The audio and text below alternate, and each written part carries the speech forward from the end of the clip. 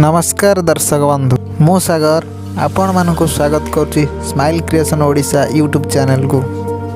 आज आम जाना प्रति 12 वर्ष फुटुवा गोटे फूल विषय जार ना हूँ नीलाकुरिंजी। दुनियार विरल फूल मध्यरु नीलाकुरिंजी भारतर दक्षिण पश्चिम राज्य केरल में प्रति 12 वर्ष थरे फुटी थाए। सेतेबेले यह सारा पहाड़ को बैगणी रंग में आच्छादित करिथाए। केरल में यार ट्रॉपिकल उद्भिद इडिलिक बेलाभूमि एवं दृश्यपट बैकवाटर पर प्रसिद्ध। नीलाकुरिंजी दुनियार विरल फूल मध्यरु गोटे जहाँ प्रति 12 वर्ष थरे फुटी। नीलाकुरिंजी हेउची एक स्ट्रोबिलांड्स जहाँ प्राय 350 प्रजातिर फूल गछर एक वंश जहाँ मध्यरु 59टी उपद्वीप भारत में व्यापी। स्ट्रोबिलांड्स विभिन्न प्रजातिर विभिन्न फूलर अवधि थाए। केतक 4, 8, 10, 12 कि 16 वर्ष पर फूल फुटाती किंतु सेमानक मध्यरु अधिकांशर अभिवृद्धि प्याची एवं प्रायतः अदृश्य। यह पहाड़र नील रंगर छाई कार्पेट करे जहाँ ऋतु शेष आड़क बैगणी हो जाए एवं साधारणतः अगस्ट आरंभ हो अक्टोबर पर्यंत चली थाए। प्रति 12 वर्ष थरे घटुवा यही सुपर फूल मुन्नार ठारू प्राय 45 किलोमीटर दूर रे यार संरक्षित अंचल कुरिंजी अभयारण्य समेत एक बृहत क्षेत्र को अंतर्भुक्त करिथाए। नीलाकुरिंजी एक मोनोकार्पिक उद्भिद अर्थात प्रत्येक शाल फूल फुटिया परे थरे उत्पन्न हुए एवं तापर मरी जाए। नूतन मंजी फुलिबा पई यह एक निर्दिष्ट समय नहीं थाए। प्रति 12 वर्ष रे बहुल फूल उद्भिदर बंचिबारे साहाय्य करे। यह एमिति एक विरल फूल जहाँ दुनियार अन्य केउठारे देखा जाए नहीं। नीलाकुरिंजीर भारत में अनेक सांस्कृतिक संगठन अच्छी।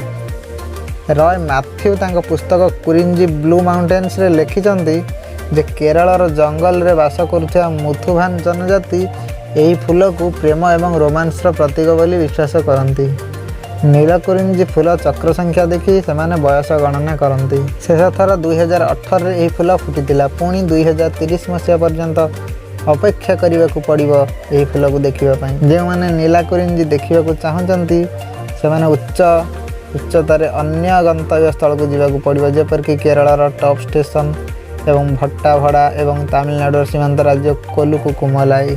नीलाकुरिंजी फूल अपेक्षा आहरी अधिक उपयोगी से उत्पन्न महू जहाँ को कुरिंजीथेन कहुए। स्थानीय आदिवासी माने यार महू को संग्रह करिथांती किंतु यह कदापि बाजार रे पहुँची पारे नहीं जहाँ पार्वती उपत्यकार सोला घास भूमि में अवस्थित किसी दुकान मिली थाए। स्थानीय लोक विश्वास करती जे यही महूर औषधीय गुण रही जहाँ हृदघात को रोकी थाए। पाणीपागर परिवर्तन जमी विकास एवं कृषि वृद्धि परिप्रेक्षी यही अंचलर प्राकृतिक वासस्थान को सुरक्षा देवा एवं नीलाकुरिंजी परी प्रजाति गुड़िक संरक्षण करने पूर्व अपेक्षा अधिक गुरुत्वपूर्ण हो पारिछि। केरल एराभिकुलम जातीय उद्यान रे विभिन्न प्रकार विरल उद्भिद वास करती एवं यह दृष्टि रखी अभियान एवं ट्रेकिंग अभियान माध्यम संरक्षण विषय सचेतनता सृष्टि करुवा एनजीओ सेव कुरिंजी अभियान परिषद 1998 आरंभ होता। यह परिषदर कार्य माध्यम 2006 मसीह सरकार मुन्नार निकट में 3200 हेक्टर कुरिंजी बासस्थान को कुरिंजी अभयारण्य भाव में घोषणा करते। आशा करुच्ची भिडियोटी आपण मानक पसंद आसथिबो। जदि पसंद आछि तो सांग मान सहित शेयर करंतु एवं गोटे लाइक एवं सब्सक्राइब कर दियंतु।